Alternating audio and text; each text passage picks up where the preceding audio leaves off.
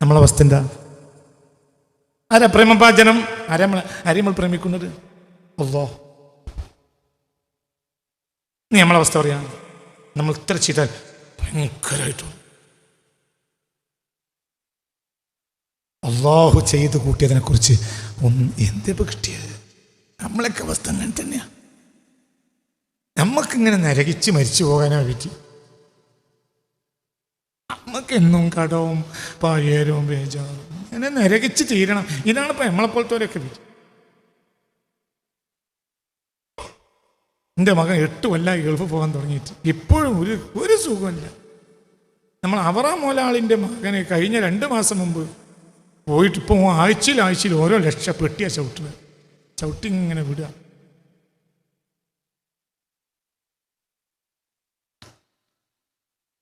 നമ്മളൊന്നും പഠിച്ചവനോട് എന്തുകൊണ്ട് കാര്യമില്ല. അടച്ചും കുറച്ച് ആളുകളെ നന്നാക്കാൻ തീരുമാനിച്ചിട്ടുണ്ട്. ഊരൊക്കെ പഠിച്ച വല്ലതും കൊടുക്കുള്ളൂ. അവരൊക്കെ മണ്ടയിൽ പഠിച്ചവൻ ഭരിച്ച് നമ്മൾ വേറെ എവിടെയെങ്കിലും ഭരിച്ചാൽ മതി. അങ്ങനെ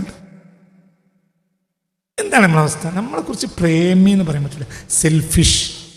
സെൽഫിഷാണ്. എന്നോട് പറയാ പ്രേമിയാണ്. എന്ത് പ്രേമി? പ്രേമാണ് വേണ്ടത്. പ്രേമമില്ലാതെ ഒന്നും നേടാൻ കഴിയില്ല. അല്ലാഹു സുബ്ഹാനഹു വ തആല സ്വീകരിക്കുന്നതിൻ്റെ ഏറ്റവും ഗൗരവമായ അളവും പ്രേമാണ്. ആദ്യം മുതൽ അവസാനം വരെ പ്രേമാണ്. പ്രേമത്തെക്കാൾ വലിയ ഒന്നുമില്ല. يحبهم ويحبهم ويحبونه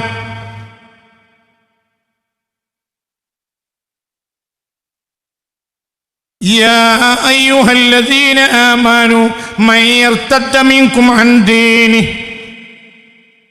فسوف يأتي الله بقوم فسوف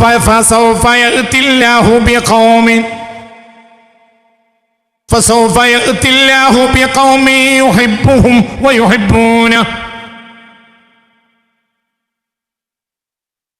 يا أيها الذين آمنوا من يرتد منكم عن دينه فسوف يأتي الله بقوم يحبهم ويحبونه.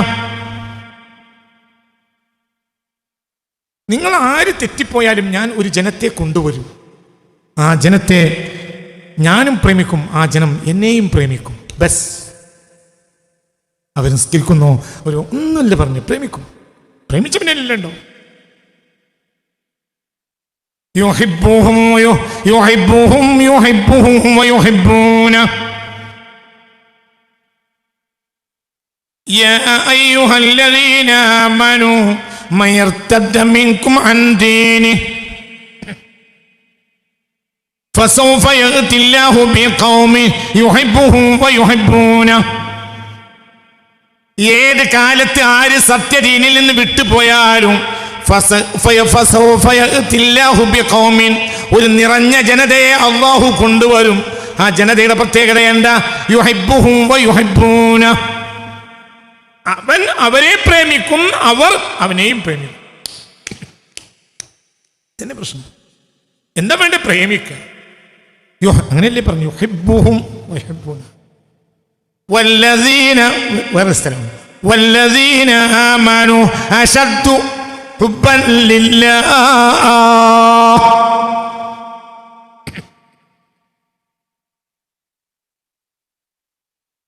യുഹിബ്ബൂനഹും കഹുബ്ബില്ലാഹ് വല്ലദീന ആമനു അശദ്ദു ഹുബ്ബൻ ലില്ലാഹ്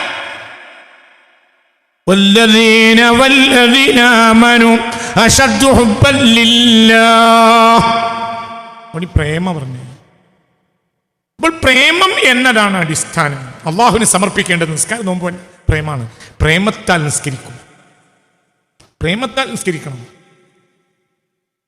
പ്രേമത്താൽ നോമ്പ് വിൽക്കണം. മനസ്സിലായോ പറഞ്ഞത്?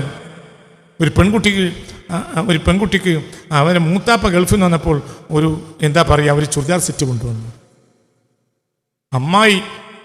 അമ്മായിക്കൊക്കെ വന്നപ്പോൾ ഹജ്ജ് കഴിഞ്ഞ് വന്നപ്പോൾ കൊണ്ടുവന്നു. പ്രേമഭാജനമായ ഭർത്താവ് കൊണ്ടുവന്നപ്പോൾ ബോംബെ പോയി വന്നപ്പോൾ ഒരു ചെറിയ എന്താ പറയുക, ഒരു ചെറിയ അണ്ടർസ്കർട്ട് കൊണ്ടുവന്നു, അല്ലെങ്കിൽ ഒരു ഷാൾ കൊണ്ടുവന്നു. പിന്നെ ഏറ്റവും ഇഷ്ടം എന്തിനോടായിരിക്കും? ഭർത്താവ് കൊണ്ട്. എന്തുകൊണ്ട്? പ്രേമാണത്. ഇനി വലിയ പ്രേമാണ്. പ്രേമം ചെറുതാക്കും, പ്രേമല്ലെങ്കിൽ ചെറുതാവും, പ്രേമുണ്ടെങ്കിൽ വലുതാവും. മനസ്സിലായില്ലേ? മോളെ വീട്ടിൽ ചെന്നു ഉമ്മ, മോളെ കെട്ടിച്ച വീട്ടിൽ ചെന്നു ഉമ്മ. അവിടെ ചെന്നപ്പോൾ ഉമ്മാക്ക് ലേശം കഞ്ഞി വിളമ്പി കൊടുത്തു. ഒരു ലേശം നാവിൽ വെക്കാൻ ഒരു ലേശം എന്താ പറയുക, അച്ചാറ് കുപ്പീൻ്റെ അടുത്ത് അതും കൊടുത്തു. അതിങ്ങനെ ആസ്വദിച്ച് കുടിച്ചു. പിന്നെ ആ ആഴ്ച മുഴുവനും ആ ഉമ്മ എന്നെ പറയും, എൻ്റെ മോളടുത്ത് ഞാൻ ചെന്നപ്പോഴത്തിന് ഒരു കഞ്ഞിയും അതിലൊരു നാമക്കാളൊരു അതുപോലത്തെ ഒരു സാധനം ഞാൻ കൂട്ടിയിട്ട്. അതേ സമയത്ത് ഇഷ്ടമില്ലാത്ത മരുമോളെ പോലെ ചെന്നപ്പോൾ ബിരിയാണി ഉണ്ടാക്കിയാലും അതേ ബിരിയാണി തിന്നുകൊണ്ടിരിക്കുമ്പോൾ പറയും, എൻ്റെ മൂത്താപ്പാൻ്റെ മകളെ കഴിഞ്ഞ ആഴ്ച കെട്ടിച്ചപ്പോൾ ഉണ്ടാക്കിയൊരു ബിരിയാണി, അതാണ് ബിരിയാണി എന്ന് പറഞ്ഞുകൊണ്ട് കുഴക്കും. മരുമോളെ പരീന് ബിരിയാണി തിന്നുകൊണ്ടിരിക്കുമ്പോൾ തന്നെ കുഴച്ചുകൊണ്ട് എന്ത് പറയും, മൂത്താപ്പാൻ്റെ മകളെ കഴിഞ്ഞ ആഴ്ച കല്യാണത്തിനൊരു ബിരിയാണി ഉണ്ടാക്കി, അതാണ് ബിരിയാണി. അപ്പോൾ മരുമോളെ പരീന്ന് കുഴക്കായിരിക്കും, അപ്പോഴും അങ്ങനെ പറയും. അതേ സമയത്ത് മകളെ കെട്ടിച്ച വീട്ടിൽ ചെന്നപ്പോൾ കഞ്ഞ കിട്ടി.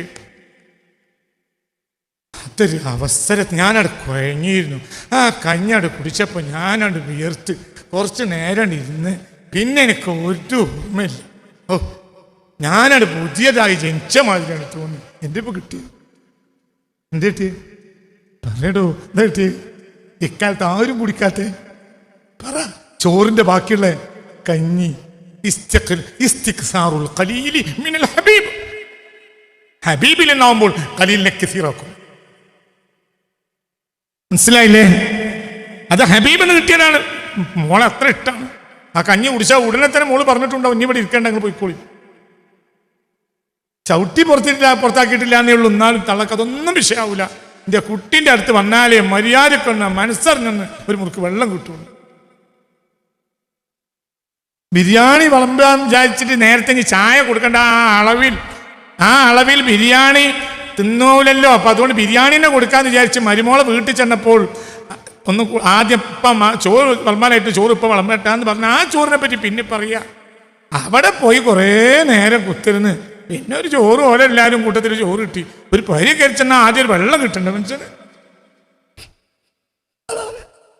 എന്തുകൊണ്ട്? ഇഷ്ടമില്ല. എല്ലാ മരുമോളല്ല, ഇഷ്ടമില്ലാത്ത മരുമോളാണെങ്കിൽ മനസ്സിലായവർ ഇഷ്ടമുണ്ടെങ്കിൽ തിരിച്ചും പറയും. മരുമോളെയാണ് ഇഷ്ടമെങ്കിൽ തിരിച്ചും പറയും. മരുമോൾ അലക്കിയിട്ട് അമ്മായിമാർക്ക് ഇങ്ങനെ കൊടുത്താൽ പറയും, എൻ്റെ കുട്ടിയുണ്ട് അലക്കണം, അതാണ് അലക്കൽ. എന്തേ മരുമോളെ ഭയങ്കര ഇഷ്ടമാണ്. ഉമ്മ അതത്ര നന്നായിട്ടില്ല എന്ന് മരുമോള് പറഞ്ഞാലും ഉമ്മ പറയും, ഏയ് എൻ്റെ കുട്ടിയാണ് അലക്കി തന്ന അതെനിക്ക് റാഹത്ത, അതിൽ നിസ്കരിക്കുമ്പോഴൊക്കെ ഒരു പ്രത്യേക റാഹത്ത, എൻ്റെ ഇഷ്ടമാണ്.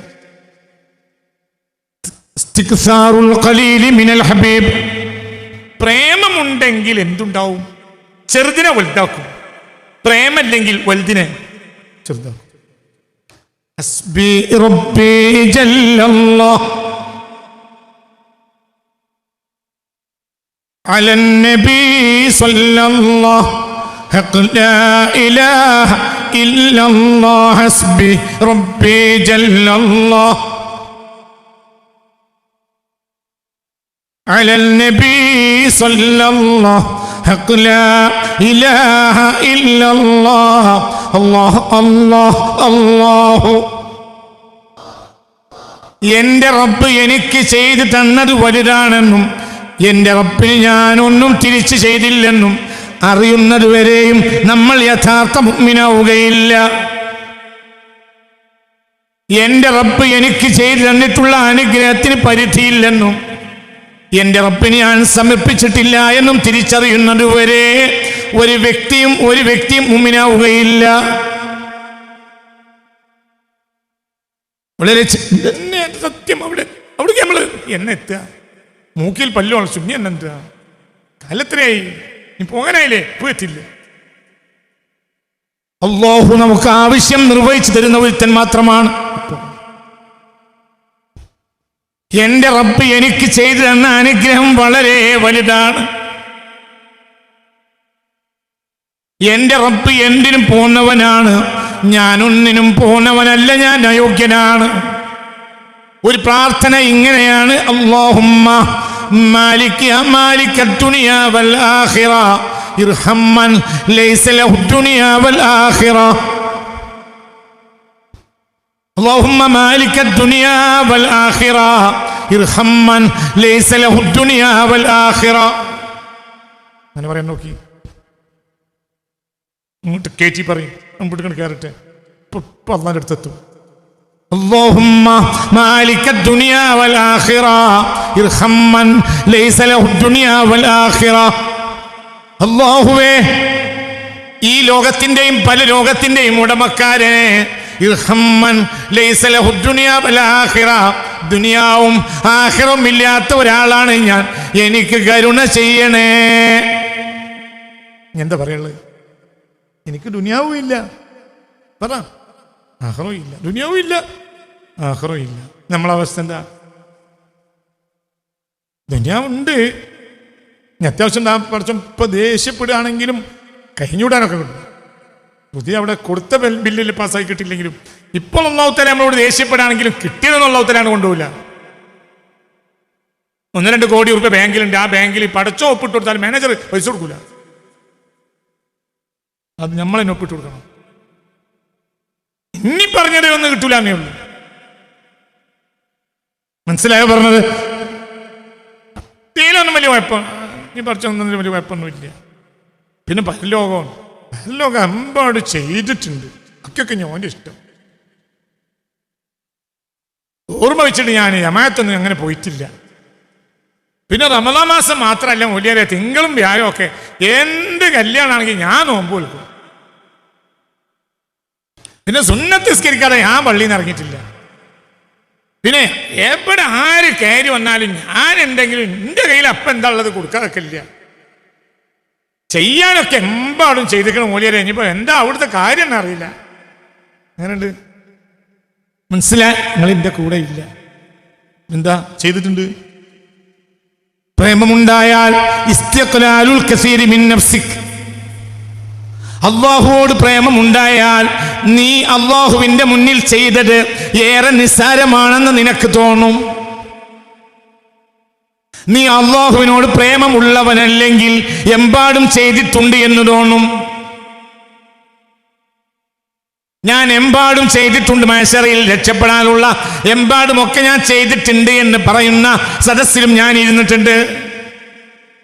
ഞാൻ ഈ ജീവിതത്തിൽ കേട്ട ഏറ്റവും അപകടകരമായ സദസ്സതായിരിക്കും. ഒരു സദസ്സിൽ ഞാൻ പങ്കെടുത്തിട്ടുണ്ട്. അപ്പോൾ ഒരാൾ പറഞ്ഞു, ഞാൻ എൻ്റെ കുട്ടിക്കാലത്ത് തുടങ്ങിയ പ്രവർത്തന, അന്ന് മുതലേ തുടങ്ങിയ സംഘടനാ പ്രവർത്തന, അവിടുത്തെ കാര്യമൊക്കെ ഇപ്പോൾ ഏകദേശം ലെവലായിട്ടുണ്ടോ? ഇപ്പം 10 നോട്ടീസ് ഒട്ടിച്ചുകൊണ്ട് മത്സരമൊക്കെ ക്ലിയറാക്കി വിട്ടിട്ടുണ്ട്. അങ്ങനെയുണ്ട്. ഇവരൊക്കെ മൂട്ടിൽ കദീന വെച്ചാൽ മാത്രമേ സമുദായം രക്ഷപ്പെടുള്ളൂ. ഈ ജാതി മഹാന്മാരായ സംഘടനാ പ്രവർത്തകന്മാർ, ഞാൻ പറയണില്ല, പറഞ്ഞ് നാശാകുന്നില്ല, പോട്ടെ. ഈ ജാതി പ്രവർത്തനങ്ങൾ അതൊക്കെ പറഞ്ഞു ഞാൻ കേട്ടിട്ടുണ്ട്. എൻ്റെ ചെവി കേട്ടിട്ടുണ്ട്. എന്റെ വിഷയം ഞാൻ ചെയ്തിട്ടുണ്ട് എന്ന് തോന്നുക. ഒരു സംഘടന മാത്രമല്ല, വ്യക്തി, സംഘടന, ഇതൊക്കെ അതിൻ്റെ ഭാഗം തന്നെയാണ്. ഞാൻ ചെയ്തിട്ടുണ്ട്, ഞാൻ നന്മ ചെയ്തിട്ടുണ്ട്. ചിന്തിക്കുക. അള്ളാഹുവോട് ഒരു വ്യക്തിക്ക് പ്രേമമുണ്ടെങ്കിൽ അവൻ ചെയ്തത് നിസ്സാരമാണ് എന്ന് അവന് തോന്നും. അവൻ ചെയ്തിട്ടേ ഇല്ല, അവൻ നിസ്കരിച്ചിട്ടില്ല. പുണ്യ റസൂൽ മുസ്തഫ സ്വല്ലല്ലാഹു അലൈഹി വസല്ലം പറഞ്ഞു, മഅബദ്നാക ഹഖ ഇബാദതിക, നിനക്ക് ഇബാദത്ത് ചെയ്യേണ്ട വിധത്തിൽ ഞങ്ങൾ ചെയ്തിട്ടില്ല. വമാ ദക്കർനാക ഹഖ സിക്രിക, നിന്നെ ഓർക്കേണ്ട വിധത്തിൽ ഞങ്ങൾ ഓർത്തിട്ടില്ല. വമാ ശകർനാക ഹഖ ശുക്രിക, നിനക്ക് നന്ദി ചെയ്യേണ്ട വിധത്തിൽ ഞങ്ങൾ നന്ദി ചെയ്തിട്ടുമില്ല. ഹസ്ബി റബ്ബി ജല്ലല്ലാഹ്,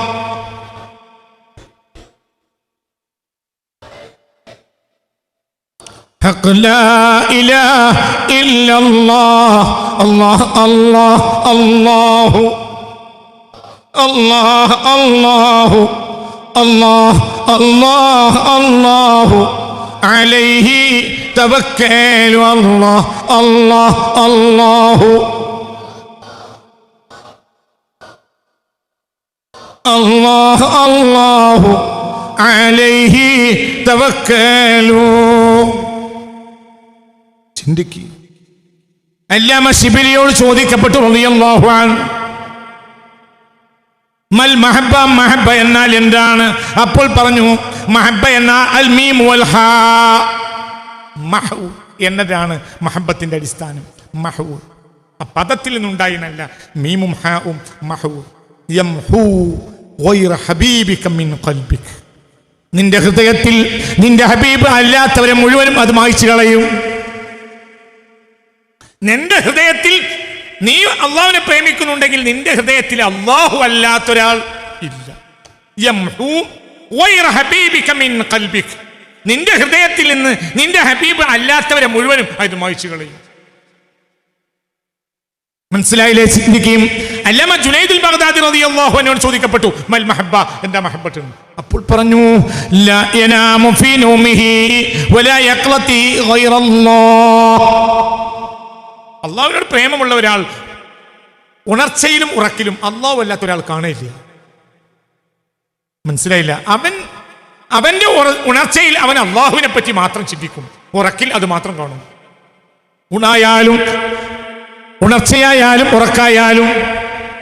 അല്ലാമ ജുനൈദുൽ ബഗ്ദാദി റളിയല്ലാഹുവിന്റെ വ്യാഖ്യാന, മഹബ്ബത്ത് എന്നാൽ അൽ മുഹിബ്ബു, അൽ മുഹിബ്ബു, അൽ മുഹിബ്ബു ഇദാ അഹബ്ബൽ അബ്ദു റബ്ബഹു, ഒരു അബ്ദ് റബ്ബിനെ പ്രേമിച്ചു കഴിഞ്ഞാൽ ഫലാ യറാ ഫീ യഖ്ലതിഹി വലാ നൗമിഹി വലാ ഫീ നൗമിഹി ഗൈറല്ലാഹ്. ഒന്നുമില്ല, സകല ചിന്തയിലും അല്ലാഹുവാണ്. എവിടെയും ഈ അവസ്ഥയിലേക്ക് നമ്മൾ എത്തിയാൽ നമ്മൾ അള്ളാഹിനെ പ്രേമിച്ചവരാണ്. അള്ളാഹു തൗഫീഖ് തരട്ടെ.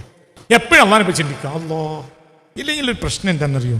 ഇന്ന് അള്ളാഹുവിനെ തള്ളിപ്പറയുന്ന ആളുകൾ അള്ളാഹുവിൻ്റെ ആവശ്യക്കാരായിരുന്നു, പ്രേമിച്ചവരല്ല.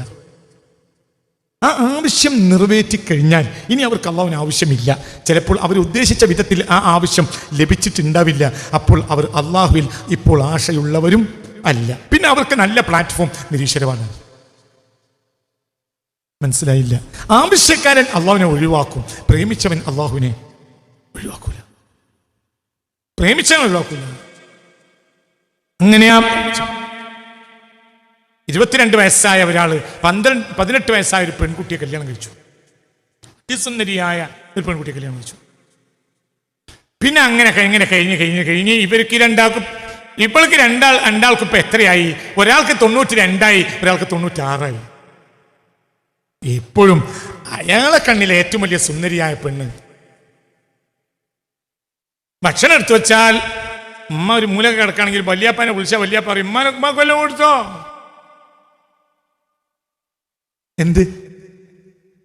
എന്ത് പ്രേമം? ഉമ്മാക്ക് കൊടുത്തില്ല. ഉമ്മാക്ക് കൊടുക്കാൻ പിന്നെ എന്തിനു വളർന്നത്? ഉമ്മ ഉണ്ടായിട്ടില്ലേ ഇതൊക്കെ ഉണ്ടായത്? ഉമ്മ ഉണ്ടായിട്ടില്ല നിങ്ങളുണ്ടായത്? ഞാൻ അയച്ചിട്ടല്ലേ ഉണ്ടായത്. ഇത് ഞാൻ 10 റുപ്യൊക്കെ അയച്ചാൽ അത് 20 റുപ്യൊക്കെ കൈകാര്യം ചെയ്യാൻ പറ്റിയ ഒരാൾ നിങ്ങളെ ഉമ്മ ഇവിടെ ഉണ്ടായതുകൊണ്ടാണ് ഇതൊക്കെ ഇവിടെ വയ്ക്കാത്. അറിയില്ലേ? എന്നിട്ട് ഉമ്മ കൊടുത്തില്ല. ഉമ്മക്ക് വയസ്സെത്രേ? 92. പ്രേമഭാചന. എന്തുകൊണ്ട്? അത് പ്രേമം ഒരിക്കലും നീങ്ങൂല, ആവശ്യം നീങ്ങൂ. അയാളുടെ സുഖഭോഗങ്ങൾക്ക് വേണ്ടിയാണ് അയാൾ ആ പെണ്ണിനെ ഇഷ്ടപ്പെട്ടതെങ്കിൽ അത് കഴിഞ്ഞാൽ പറഞ്ഞു അയാളെ ചിന്തയിൽ ഉണ്ടാവൂല. 55-65 വയസ്സായ പിന്നെ 37 പറയും, എൻ്റെ കാര്യം പണ്ടേ അങ്ങനെയാണ്, എൻ്റെ ഒരു കാര്യം എന്നെ കൊണ്ട് നടന്നിട്ടില്ല. ഇപ്പൊ പണ്ടെന്നെ നടന്നില്ല, പിന്നെ ഇപ്പോഴത്തെ കാര്യം.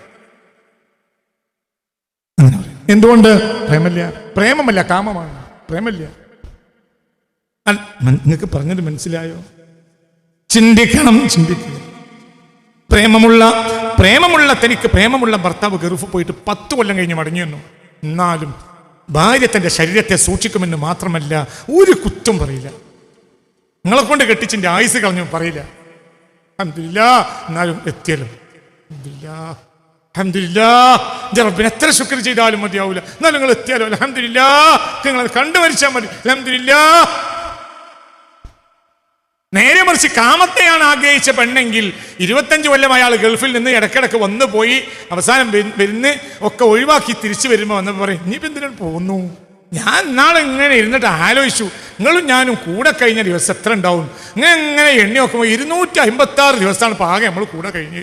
ഒരു കൊല്ലല്ല. 100 ദിവസം പിന്നെയും കുറവാ. നമ്മളെ കല്യാണം കഴിഞ്ഞിട്ട് 35 കൊല്ലായി. നമ്മൾ കൂടെ കഴിഞ്ഞ് 256 ദിവസം. ഇനിയിപ്പോൾ എല്ലാം കഴിഞ്ഞു. പഞ്ചാര ചാക്കും കൊണ്ട് മടങ്ങി വന്ന നിങ്ങൾ ഇനിയിപ്പോൾ എന്തിനു പോകുന്നു? അവിടെ തന്നെ കൂടിയാ പോലെയുന്നു. എങ്ങനെ ഉണ്ടാവും? കാമത്തെ പ്രേമിച്ചു, കാമത്തെയാണ് ഇഷ്ടപ്പെട്ട്, പ്രേമത്തെ അല്ല. പ്രേമുണ്ടെങ്കിൽ മിണ്ടൂല. ബാപ്പയിൽ നിന്ന് കിട്ടണമെന്ന് ബാപ്പയെ തൻ്റെ ആവശ്യങ്ങൾക്ക് വേണ്ടി ഇഷ്ടപ്പെട്ട ഒരാൾ ഉമ്മയും ബാപ്പയും തമ്മിൽ പിണങ്ങിയിട്ട് ബാപ്പ നാട് വിട്ടുപോയി എന്ന് സങ്കല്പിക്കുക. കുറെ കാലം കഴിഞ്ഞ് ബാപ്പ തിരിച്ചു വന്നു. അപ്പോഴത്തേനും ഇവന് വല്ല ജോലിക്കാരനൊക്കെ ആയിട്ടുണ്ട്. അപ്പോൾ ബാപ്പക്ക് വയ്യ. അപ്പോൾ തിരിച്ചു വന്നാൽ ആവശ്യത്തിന് വേണ്ടി ബാപ്പയെ പ്രേമിച്ച ആളാണെങ്കിൽ പറയും, എൻ്റെ 10 പൈസ ഇല്ലാത്തൊരു കാലത്ത് മൂപ്പരെ കണ്ടരേ ഇല്ല, വയ്യ, എവിടെയും പറ്റൂല, അവിടെ പോന്നു. അതേ സമയത്ത് ബാപ്പ എനിക്കൊരു ബാപ്പ എന്ന നിനക്ക് പ്രേമിച്ചതാണെങ്കിൽ അൽഹംദുലില്ലാ എൻ്റെ ഒപ്പം മടങ്ങി വന്നല്ലോ, അൽഹംദുലില്ലാ. അപ്പൊ ഉപ്പ പറയും, എടാ എൻ്റെ കയ്യിൽ നല്ല മുതലൊക്കെ ഉണ്ടായിരുന്നു, അതൊക്കെ ഞാൻ തന്നെ കളഞ്ഞാ വന്നത്, അങ്ങനെ എന്തിനൊപ്പേ എനിക്ക് മുതൽ, നിങ്ങളെ കണ്ടപ്പോരെ. അപ്പൊ പ്രേമ മറ്റത് ആവശ്യമാണ്. ആണോ അല്ലേ? നിങ്ങൾ എൻ്റെ കൂടെ ഇല്ലേ? നമ്മൾ അള്ളാഹുവിനെ പ്രേമിച്ചിട്ടില്ല, ആവശ്യക്കാരനാക്കിയതാണ്.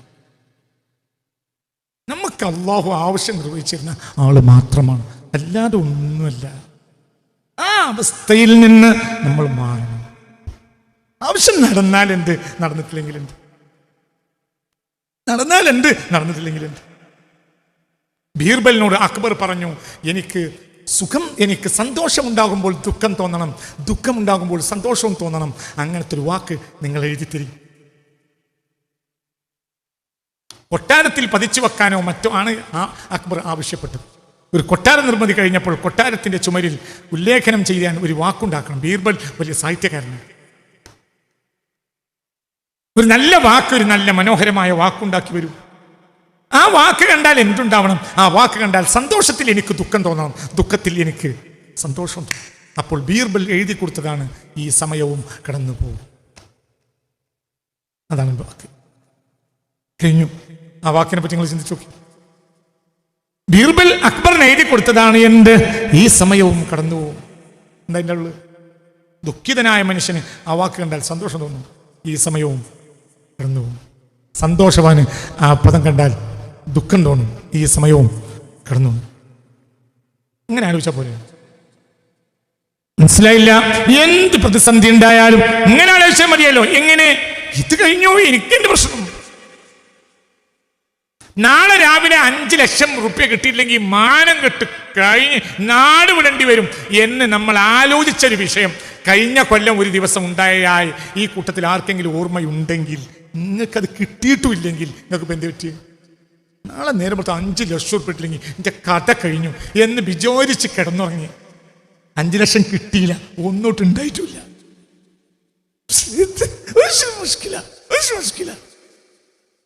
നടക്കണമെങ്കിൽ നടന്നോട്ടെ, ഇല്ലെങ്കിൽ കൊണ്ടാണ്.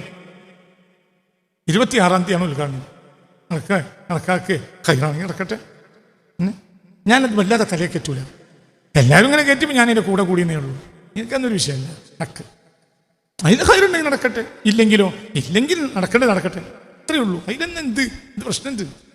മറ്റേ അത് തലയെ കയറ്റി നടന്ന് നമ്മൾ നേതാക്കന്മാർ വിളിച്ച് നമ്മൾ ഉദ്ദേശിച്ചത് പോലെ ആയില്ല, നേതാക്കന്മാർ വന്നു, അപ്പോഴത്തേന് കോരി ചൊല്ലും മഴയുടെ പേര്, അല്ലെങ്കിൽ അന്ന് തലേന്ന് മുതൽ മഴയോട് മഴ, ഇതിവിടെ നടന്നില്ല എങ്കിൽ നമ്മളെ BP കൂടിയിട്ട് അതിന് ഞാൻ ഒരു 5000 റുപ്യ ആശുപത്രിയിൽ വേറെ കൊടുക്കണം. ഈ പൈസ ഇല്ലാത്ത കാലത്ത്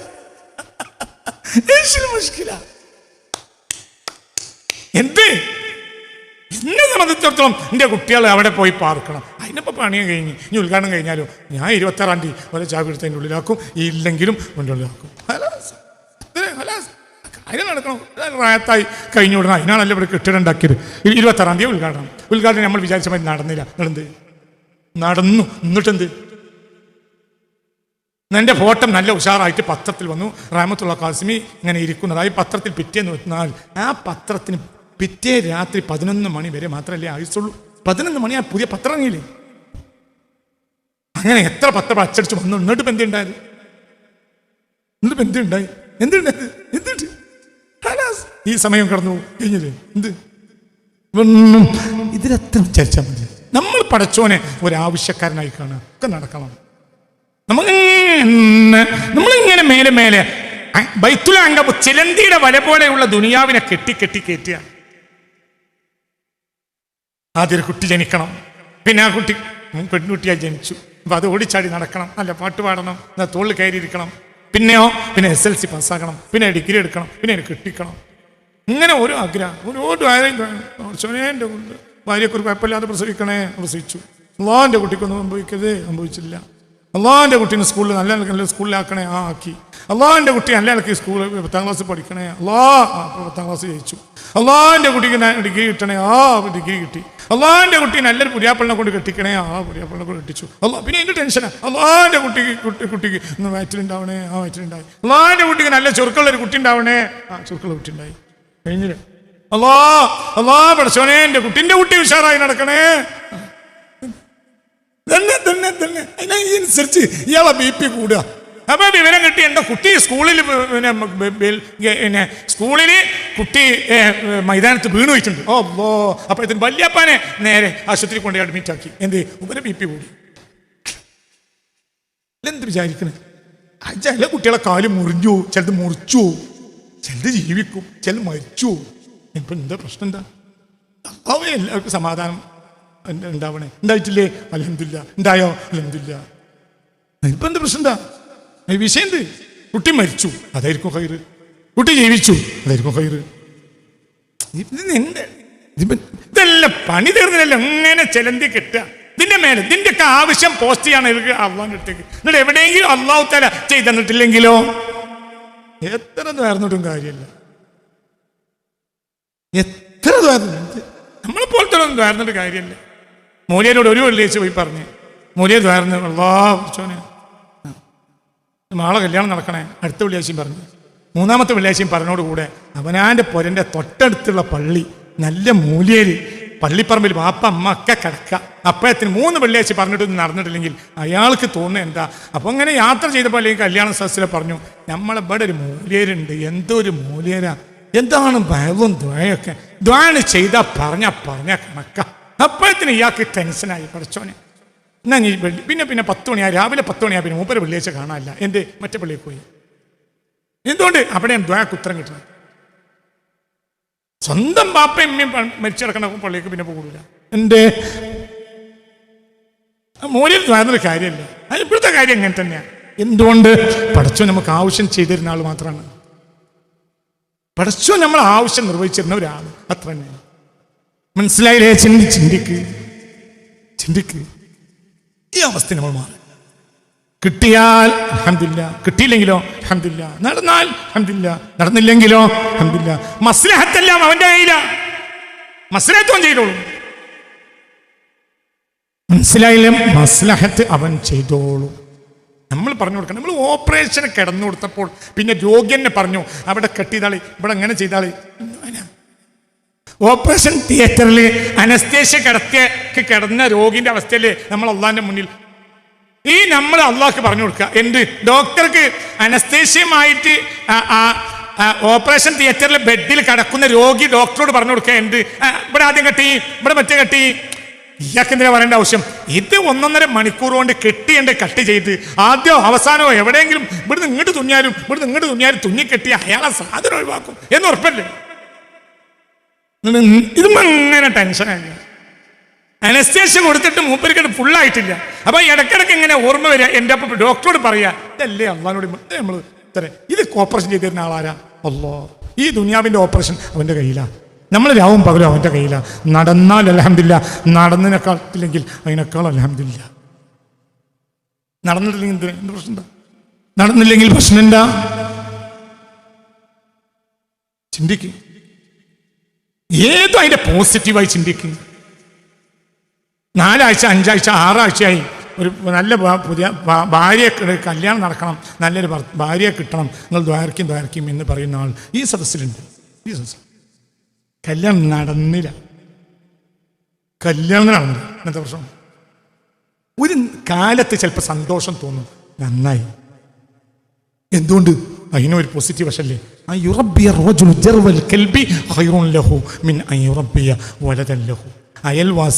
അയൽവാസിന്റെ മകൻ ചെവി അടക്കിയിട്ട് 4 അടിയാണ് കൊടുത്തപ്പോഴാണ് ഇവൻ പെണ്ണിട്ടാത്ത ഭാഗ്യവന് മനസ്സിലായില്ല. അയൽവാസിയുടെ മകൻ 4 അടി കൊടുത്തിപ്പെടെ മകൻ തന്തനെ അടിക്കണത് കണ്ടു നിന്നപ്പോൾ ഇപ്പം പറഞ്ഞു അൽഹംദുലില്ലാഹ് 6 ആഴ്ച പൈസ കൊടുത്തിട്ട് ദ്വാർപ്പിച്ചിട്ടും നടക്കാത്തത് ഇപ്പോഴല്ലേ എനിക്ക് ചെയ്ത അനുഗ്രഹം. അൽഹംദുലില്ലാഹ് അൽഹംദുലില്ലാഹ്, നന്നായി.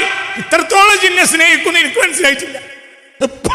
അതിപ്പോ തിരിഞ്ഞ് നിനക്ക് റബ്ബേ എന്നോട് ഇത്ര വലിയ ഇഷ്ടമാണ്, പടച്ചോനെ നിനക്ക് എന്നോട് ഇത്ര ഇഷ്ടമാണ്, എന്റെ അടിമയായ അവറാന്റെ ചെവിക്ക് മകൻ അടിക്കാൻ പാടില്ല എന്നതുകൊണ്ടല്ലേ പടച്ചോനെ എനിക്ക് പെണ്ണിനെ തരാഞ്ഞത്. അൽഹംദുലില്ലാഹ് അൽഹംദുലില്ലാഹ്. തന്തക്കെ മകൻ കേട്ട് കൊടുത്ത് അങ്ങനത്തെ മക്കളെ കാലല്ലേ ഇത്.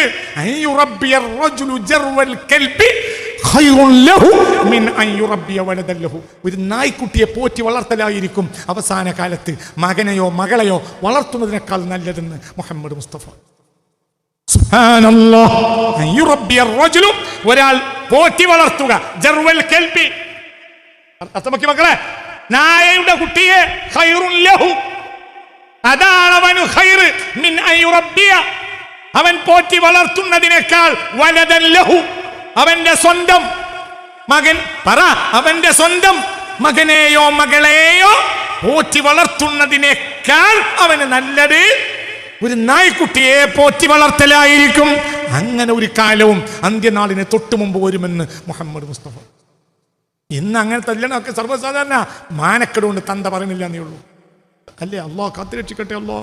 അല്ലാഹ് മകൻ അടിക്കാൻ വേണ്ടി ബാപ്പയെ ഓടിക്കുന്നത് ഞാൻ കണ്ടിട്ടുണ്ട്.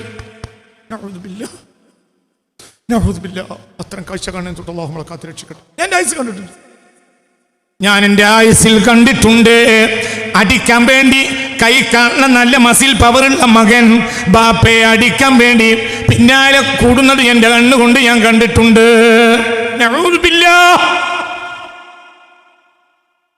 അപ്പോൾ 4, 5, 6 ആഴ്ച ദ്വാ ചെയ്തു, പക്ഷെ പെണ്ണിട്ടാൻ കഴിഞ്ഞില്ല. എന്നിട്ട് പ്രശ്നം എന്ത് പ്രശ്നം ഉണ്ടായില്ല, ഒന്നും ഉണ്ടായില്ല. റാഹത്തോട് റാഹത്ത്. ഞാൻ കല്യാണം കഴിക്കരുത് നല്ലട്ടാ പറയണം, അങ്ങനെ വിചാരിക്കരുത്. പക്ഷേ അതിലൊരു പോസിറ്റീവ് വശം ഉണ്ട്, അതിലുണ്ട് പോസിറ്റീവ് വശം. ഗൾഫ് പോകാൻ വേണ്ടി ദ്വാരക്കാൻ വേണ്ടി പറഞ്ഞാൽ ഞാൻ അവിടെ നിങ്ങൾ അറിയാതെ ദ്വാരക്കാറില്ല, ഞാൻ വേറൊരു കൂടുതൽ വേർക്കും. എന്തുകൊണ്ട്? അത് ഹൈറല്ല, പിന്നെന്താണ് വേർക്കണം?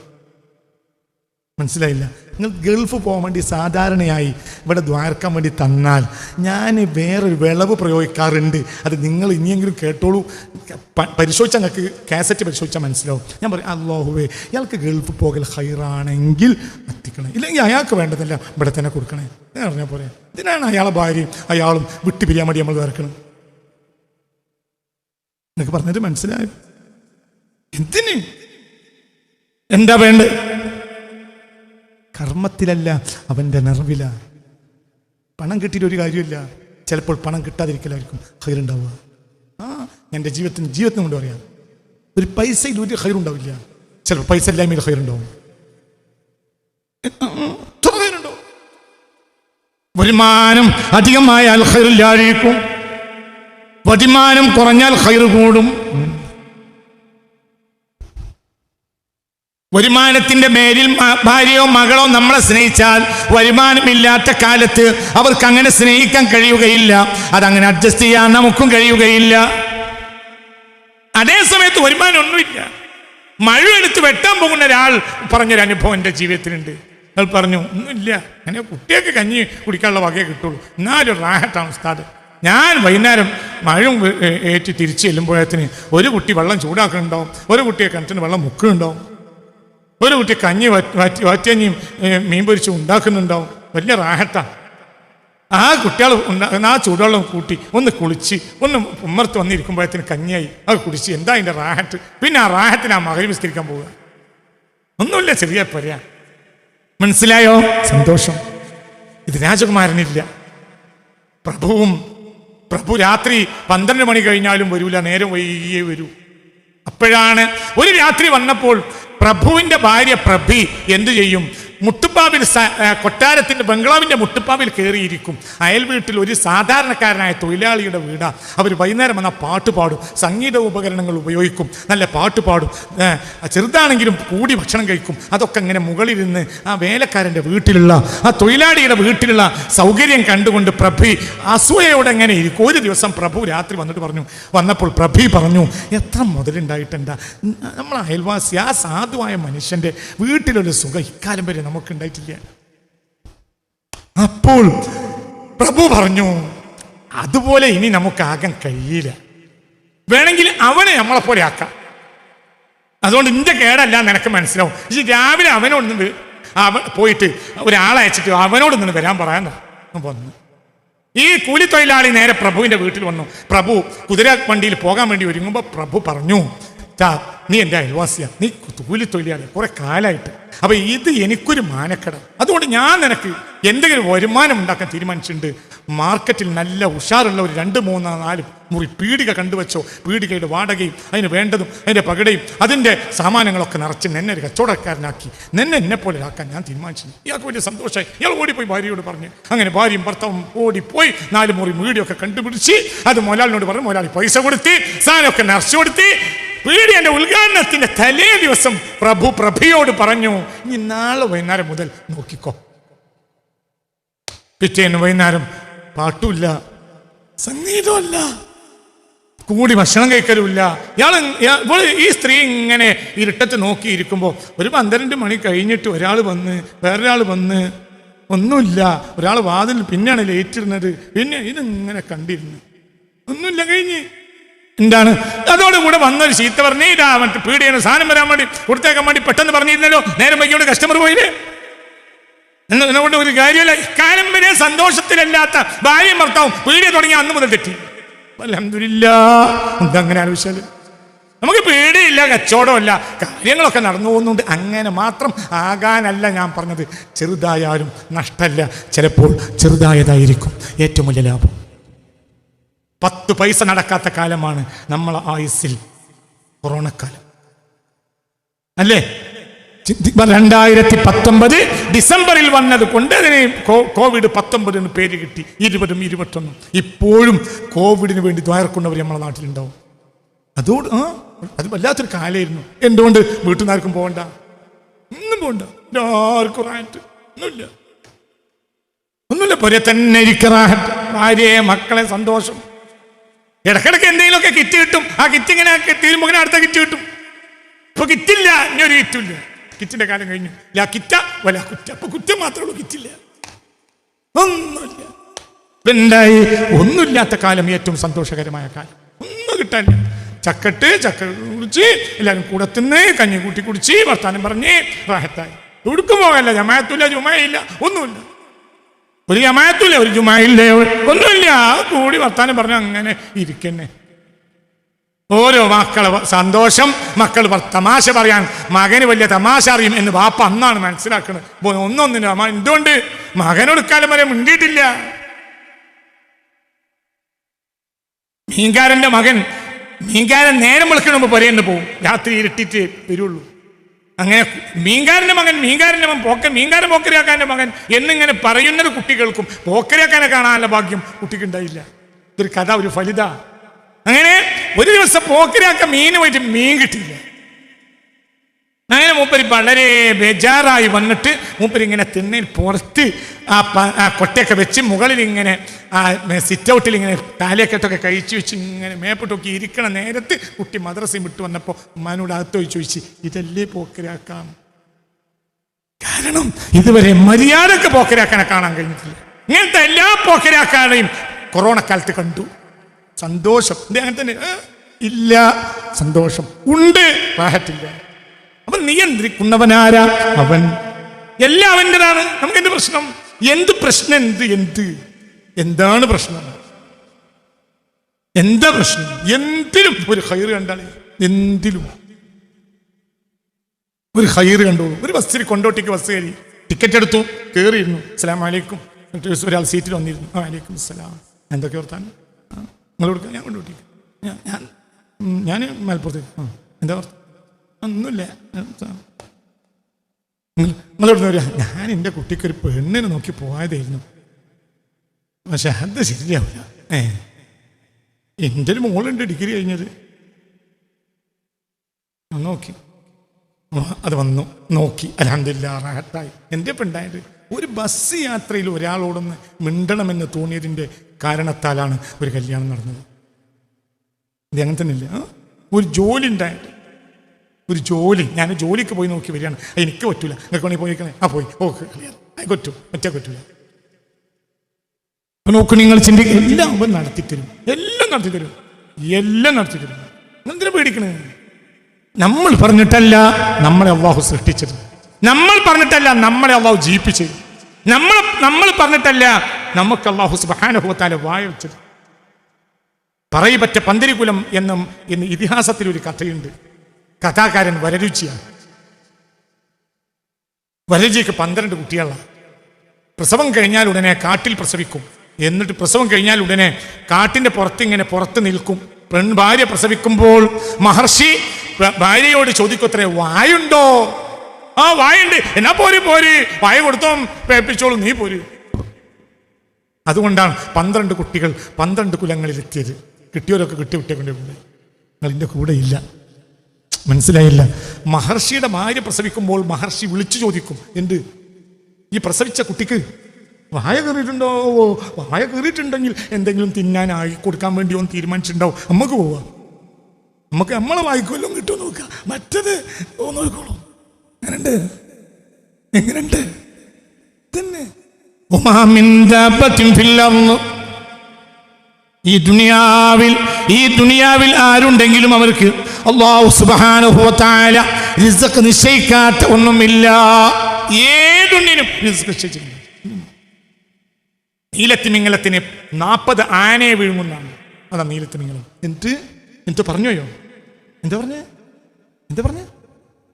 ഒരു നീലത്തിമിംഗലം 40 ആനയെ വിഴുങ്ങുന്നു എൻ്റെ വയറിൽ. എന്താ പറഞ്ഞേ? എന്താ ഞാൻ പറഞ്ഞത്? പറ. എന്താ ഞാൻ പറഞ്ഞത്? ഒരു നീലത്തിമിംഗലം 40 ആനയെ വീഴും അതിന് മാത്രം വലിയ വയറാണ്. അങ്ങനത്തെ കോടാനക്കോടി നീലത്തിമിംഗലങ്ങളെ കോടാനക്കോടി വർഷങ്ങൾ ഭക്ഷണം കൊടുത്ത് സംരക്ഷിച്ചവൻ അവനാരാ? പിന്നുണ്ടോ ഇത്? എന്താ പറഞ്ഞോയോ? എന്താ പറഞ്ഞേ? പറ. ഒരു ബ്ലൂ വൈൽ, ഒരു നീലത്തിമിംഗലം, 40 എലിഫൻസ്. ഏറ്റവും ചുരുങ്ങിയത് ഒരു സാധാരണ നീലത്തിമിംഗലത്തിന് വയറ് നിറയണമെങ്കിൽ 40 ആനയെ വിഴുങ്ങാൻ മാത്രമുള്ള ഭക്ഷണം കിട്ടണം ഒരു നീലത്തിമിംഗലത്തിന്. അങ്ങനത്തെ നീലത്തിമിംഗലങ്ങൾ കോടി നീലത്തിമിംഗലങ്ങളെ കൊണ്ട് സപ്തസാഗരങ്ങളെയും നിറച്ചിറപ്പിൻ. എന്തിനാടാ നുണ പറയുന്നത്? ഇത് നിറയാൻ വേണ്ടി. അവനാണ് അല്ലാഹു